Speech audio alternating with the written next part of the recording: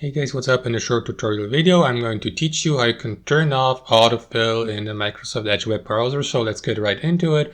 Launch the Microsoft Edge web browser on your PC or laptop, and here on your start page, click on these three dots in the top right corner. And after that, select settings from that drop down menu. After that, make sure you head over to the profile section here at the top of the left sidebar, and here in your profile section, scroll down till you get to the personal info section. So click on it. That is going to open up a new tab. What you want to do here, guys, is click on settings here on the panel to the left, and here in your personal info settings, scroll down till you get to the password section and to the personal info section. And what you want to do is simply turn off or disable that feature or function here, save and fill basic info. So make sure that you switch it off here to the right, and you may do the same for the passwords above. So make sure that you turn off view and autofill passwords and passkeys here, and that should disable autofill here on Microsoft Edge. Thanks for watching and have a wonderful day.